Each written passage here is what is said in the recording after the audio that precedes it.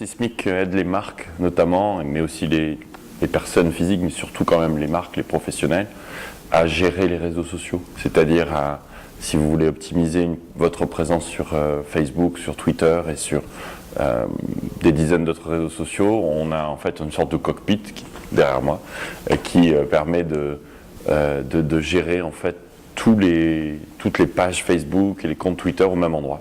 Voilà ce que fait Sismic, et on le fait essentiellement sur le mobile maintenant, sur iPhone, sur Android, sur Windows Phone 7 et puis Mac PC aussi. On a 1 million d'utilisateurs et 400 000 personnes s'en servent chaque mois. C'est en croissance de 10% par mois, donc ça marche pas mal.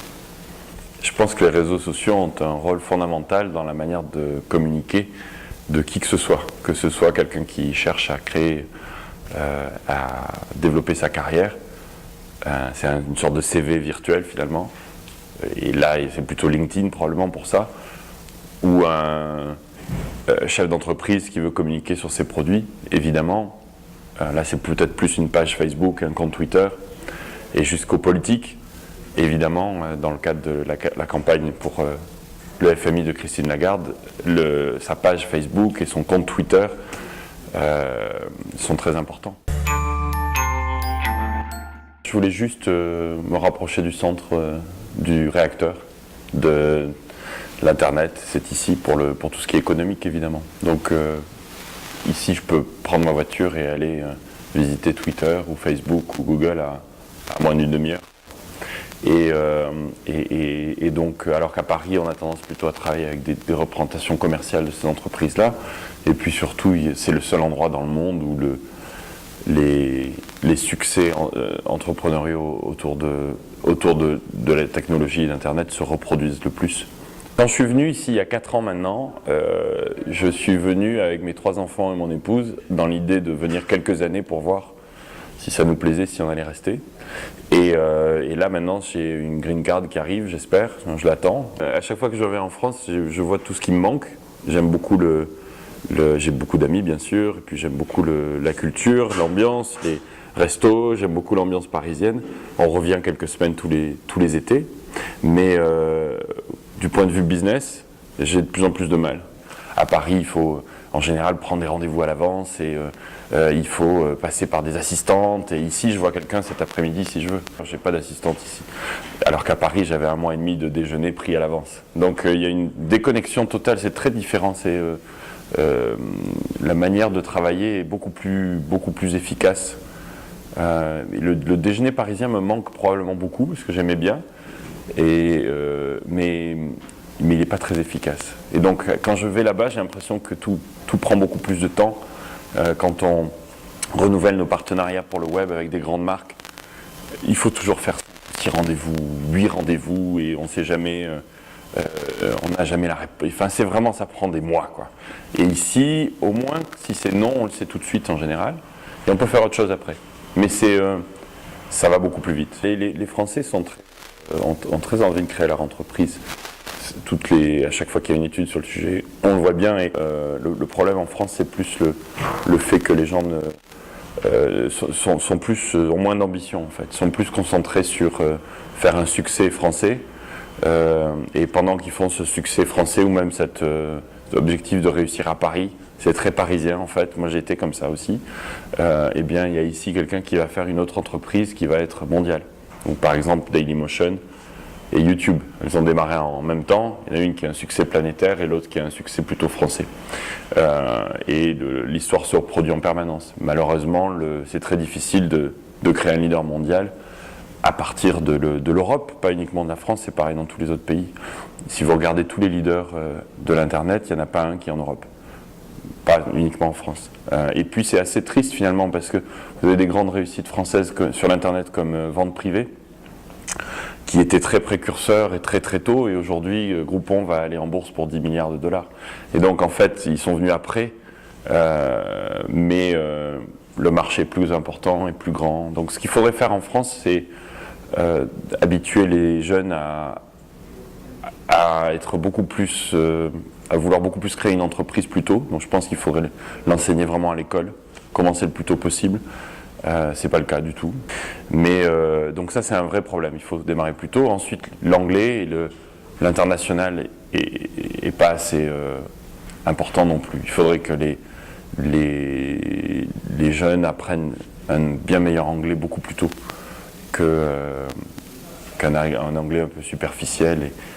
Et ça, c'est un vrai problème, parce qu'en fait, on pense trop en français, on pense trop au Paris, la France, et pendant que vous faites ça, vous avez quelqu'un qui fait beaucoup plus gros.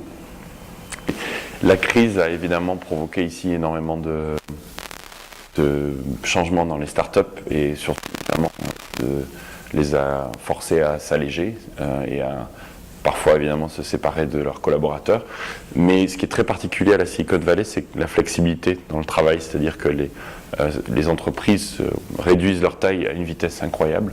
Donc il y a eu beaucoup de licenciements il y a quelques années dans la vallée, mais recrutent aussi après à une vitesse incroyable. Et donc ça repart très vite. Et c'est vrai que en question opportunité, si vous regardez c'est dans le plus bas que des entreprises comme Zynga ou Groupon se sont créées. Et même Facebook, à la limite, c'était juste après la folie.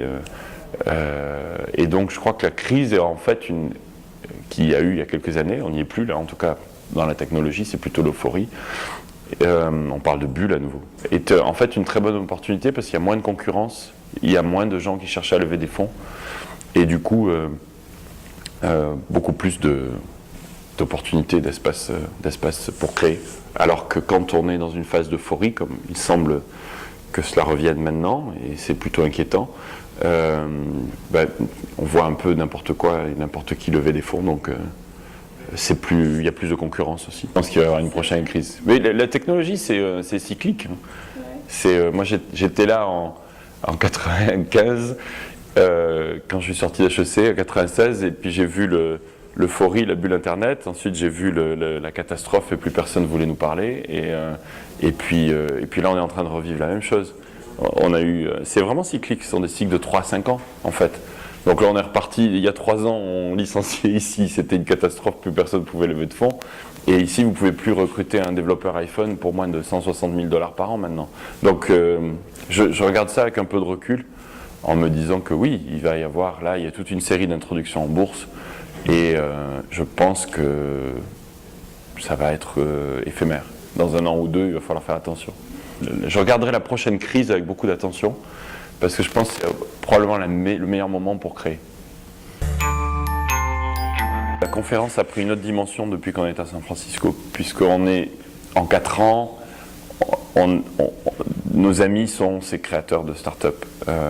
Et de plus en plus, ils viennent à Paris en fait. C'est-à-dire que le web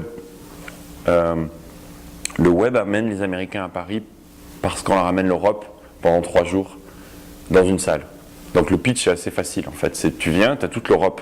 Et puis ça donne une bonne raison d'aller à Paris parce qu'en général, ils n'ont pas de raison business d'aller à Paris.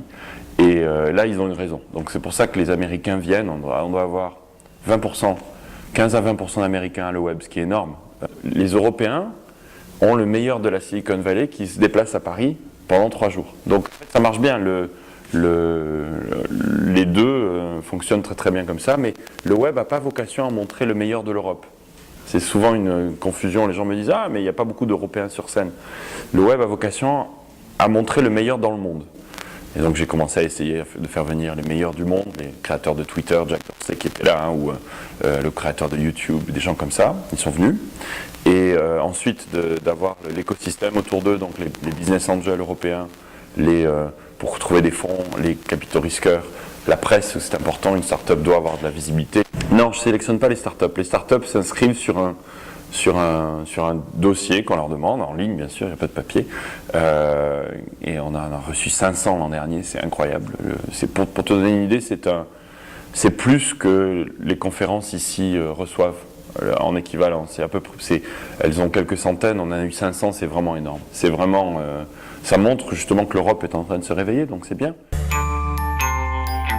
Là, j'étais au IG8, j'avais un panel avec justement pas mal d'acteurs de l'Internet et on a discuté du sujet. On était tous unanimes et moi j'ai le même avis qu'il ne faut absolument pas toucher à l'Internet, il ne faut absolument pas le réguler et je préférerais qu'on se concentre sur ce sur quoi moi je me concentre, c'est-à-dire aider un secteur économique entier qui est en train de naître. À nouveau, je disais Zynga qui a créé 2000 emplois derrière, qui va aller en bourse dans quelques mois.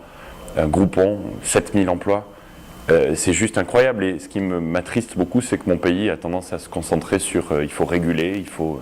on est un peu le redresseur de tort en permanence, et je pense qu'on pourrait faire autre chose qui est de se concentrer sur l'opportunité que ça représente, et malheureusement je suis un peu déçu qu'on parle que de régulation, et donc non, je pense qu'il ne faut surtout pas réguler, mais j'étais ravi d'être au IG8 et je pense que c'est une bonne initiative parce que ça connecte justement deux mondes qui sont les mondes politiques et le monde des acteurs de l'Internet. Je trouve que c'est une très bonne initiative, j'étais ravi d'y être, mais je n'y ai fait que constater le décalage et le fossé qui existe entre ce monde politique et peu importe de droite ou de gauche et le monde de l'Internet que je vis ici, malheureusement. Quand j'avais aidé notre président pendant la campagne, ce que j'étais très heureux et fier de faire, quand il a gagné, je suis venu m'installer ici. Je me suis concentré sur ce que j'aime le plus, qui est la création d'entreprises et de vivre dans cet écosystème-là. Et j'ai aucune intention de revenir en France à court terme, puisque je suis trop pris par Sismic et par cet écosystème ici. Donc non, j'ai pas d'intention de m'impliquer dans la prochaine campagne présidentielle. Par contre, j'ai pas mal d'amitié dans l'équipe du président, et quand on me sollicite, je donne un coup de main volontiers. Il y a des gens qui m'impressionnent beaucoup, comme Christine Lagarde par exemple, et je l'ai rencontrée il y a quelques semaines et je l'ai aidée pour sa campagne pour le FMI. J'espère vraiment qu'elle va gagner. Mais voilà, c'est plus quand on me demande un coup de main, je le fais volontiers, et mes connexions avec Twitter et Facebook peuvent parfois donner un coup de main, mais c'est tout. Bien utiliser les réseaux sociaux et partager le plus possible sur ces réseaux.